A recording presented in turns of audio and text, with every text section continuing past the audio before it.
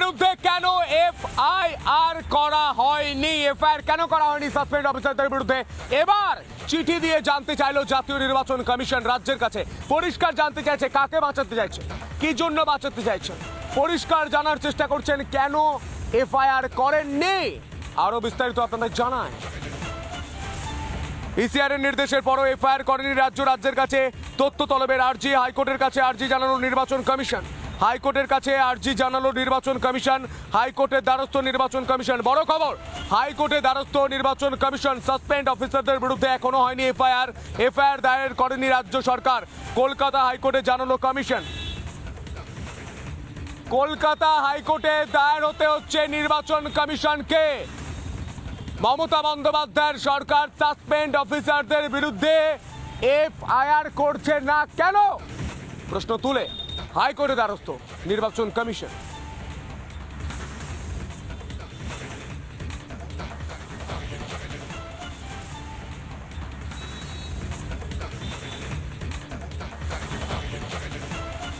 আমাদের প্রতিনিধি প্রিয়াঙ্কা কি ছবি তুলে ধরেছে দেখবো।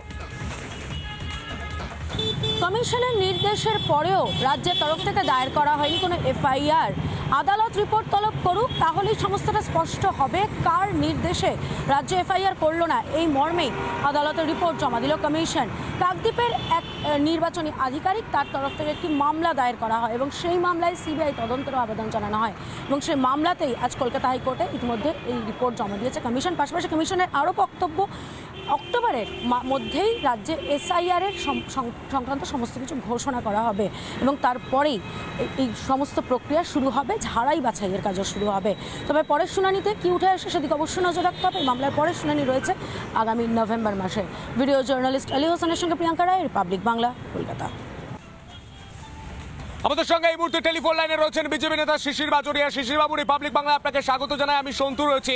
পরিষ্কার একটাই প্রশ্ন, যে রাজ্য সরকার কেন এফআইআর করেনি এই সাসপেন্ড অফিসারদের বিরুদ্ধে, সেটা জানার জন্য এবার হাইকোর্টে দ্বারস্থ হতে হচ্ছে নির্বাচন কমিশনকে। এটা হচ্ছেটা কি? এখন এই রাজ্য তো রাজ্য সরকার আর পলিটিক্যাল পার্টি তৃণমূল এর মধ্যে তো কোনো তফাৎ নেই। একটা রাজনৈতিক দল একটা রাজ্য সরকারের ক্ষমতায় আসে, সেটা ঠিকই, কিন্তু সরকার তো সরকার হিসেবে চলবে। আজকে কি পশ্চিমবঙ্গ সরকার আমার জন্য নেই? আমি বিজেপি করি তার মানে কি পশ্চিমবঙ্গ সরকার আমার জন্য নেই? কিন্তু আমাদের এইখানে, আমাদের পুরো পশ্চিমবঙ্গের দুর্ভাগ্য, মাননীয়া এটা মানেন না। মাননীয়া আমাদের যুক্তরাষ্ট্র কাঠামো মানেন না। ওনার হচ্ছে তৃণমূলের কাঠামো।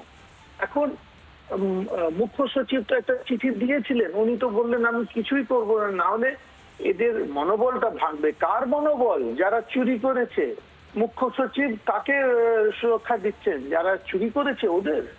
না, ওনার কাজ হচ্ছে পশ্চিমবঙ্গের মানুষকে জন্য দেখা। দেখুন একটা কথা, আজকে পশ্চিমবঙ্গ সরকারের কাজ হচ্ছে এখানে সাহায্য করা, কিন্তু ও করবে না, মেনে নিচ্ছি। Election Commission of India SIR করাবেই।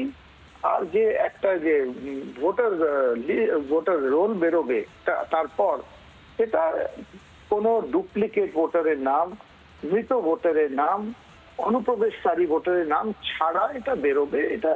এটা কেউ আটকাতে পারবে না।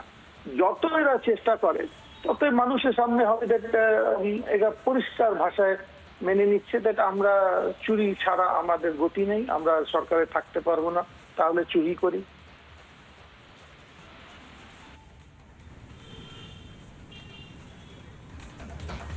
বেশ, আপনাকে অসংখ্য ধন্যবাদ আমাদের সময় দেওয়ার জন্য। শিশির বাজোরিয়া আমাদের সঙ্গে টেলিফোন লাইনে ছিলেন। তিনি বলছেন এই রাজ্য সরকার রাজনৈতিক দলের মতো আচরণ করে।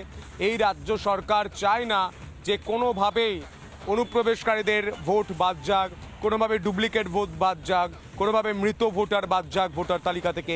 এই রাজ্য সরকার চায় না। এই মুহূর্তে আমাদের সঙ্গে টেলিফোন লাইনে রয়েছেন শঙ্কর ঘোষ, বিজেপির বিধায়ক। শঙ্করবাবু, রিপাবলিক বাংলায় স্বাগত জানাই। আমি সন্তু রয়েছি। কি বলবেন? এবার কোর্টে যেতে হচ্ছে নির্বাচন কমিশনকে শুধুমাত্র এই সাসপেন্ড অফিসারদের বিরুদ্ধে এফআইআর কেন হয়নি সেটা জানার জন্য। লজ্জার, রাজ্যের লজ্জার, রাজ্যের মানুষের লজ্জার। রাজ্যে এমন একটি সরকার চলছে যে সরকার একটি সংবিধান বিধিবদ্ধ সংস্থাকে পর্যন্ত অস্বীকার করতে চায়।